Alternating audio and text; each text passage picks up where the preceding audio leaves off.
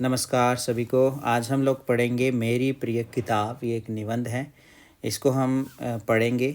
आपको मैंने पहले जो वीडियो आपने देखी होंगी उसमें बताया है कि निबंध की जो है 2-3 मुख्य बिंदु रहते हैं उसके। एक रहता है प्रस्तावना, जिसको इंट्रोडक्शन कहते हैं। एक रहता है मुख्य विषय वस्तु और अंत में रहता है उपसंहार। ये 3 चीज़ें तो होनी ही चाहिए किसी निबंध में, ठीक है।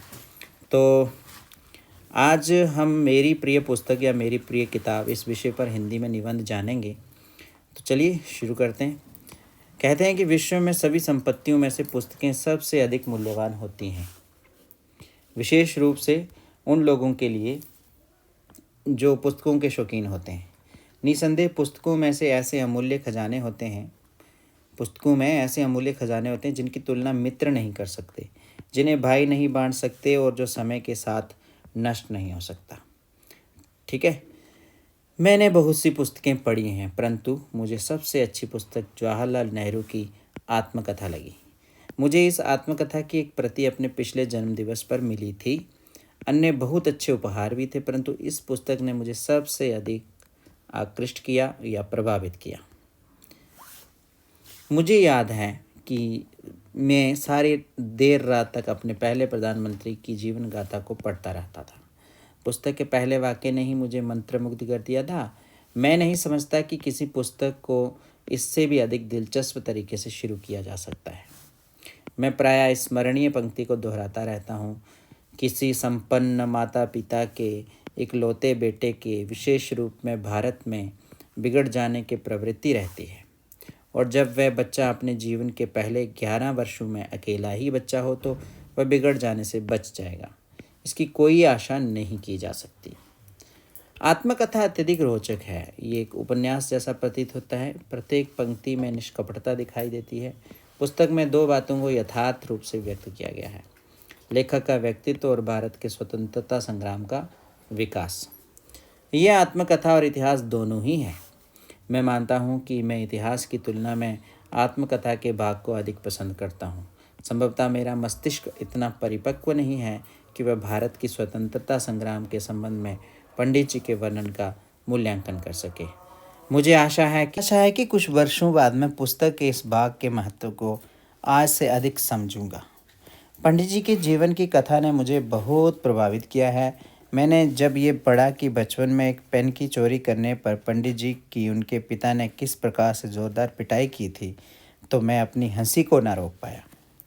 इंग्लैंड में उनके जीवन की कई घटनाएं अब भी मुझे पूरी तरह से याद है। आत्मकथा के कुछ भाग तो अत्यंत हृदयस्पर्शी हैं। पंडित जी के कारागार के जीवन, पंडित मोतीलाल नेहरू की मृत्यु और कमला नेहरू की बीमारी के वृत्तांत को पढ़कर मैं बड़ी मुश्किल से अपने आंसुओं को रोक पाया। पंडित जी प्रायः अंग्रेजों की तरह संयत रूप से लिखते थे। गांधी जी की तरह वे अधिक व्यक्तिगत ब्यौरे नहीं देते थे। उदाहरण स्वरूप उन्होंने अपने विवाह के विवरण को एक ही वाक्य में पूरा कर दिया: मेरा विवाह 1966 में दिल्ली में हुआ था। परंतु कमला जी की बीमारी और उनके संबंध में अपनी चिंता का उल्लेख करते समय वे अपने संयम को खो बैठे थे और उन्हें इस बड़ी हृदयस्पर्शी ढंग से लिखा था। पूरी पुस्तक में पंडित जी के चरित्र की दृढ़ता का पता चलता है। अपने लेखों से वह एक दूरदर्शी विचारक, दृढ़ संकल्प वाले, कर्मशील और उद्यमी व्यक्ति प्रतीत होते हैं। भावुकता और हृदय की दुर्बलता उन्हें द्रवीभूत नहीं करती थी। वह बहुत दृढ़ मनोभावों को पसंद करने वाले व्यक्ति थे। चूँकि पुस्तक कारागार में लिखी गई थी, इसलिए इसमें अंग्रेज शासकों, जिन्होंने उन्हें बंदी बना रखा था, के प्रति कुछ कटुता थी। कारागार के जीवन के बारे में उन्होंने दुखपूर्ण टिप्पणी की है, क्योंकि उनका विश्वास था कि वे अपने आप को बेहतर कार्यों में लगा सकते थे। आत्मकथा की विश्वव्यापी ख्याति मिली। आत्मकथा को यह सबसे अधिक बिकने वाली और सबसे अधिक लोकप्रिय पुस्तक सिद्ध हुई। इससे पंडित जी को शताब्दी के महान व्यक्तियों और नेताओं में माना जाने लगा। पुस्तक की कई प्रशंसापूर्ण समीक्षाएं समय समय पर प्रकाशित हुई। इसे आधुनिक युग में प्रकाशित महान आत्मकथाओं में से एक माना जाने लगा।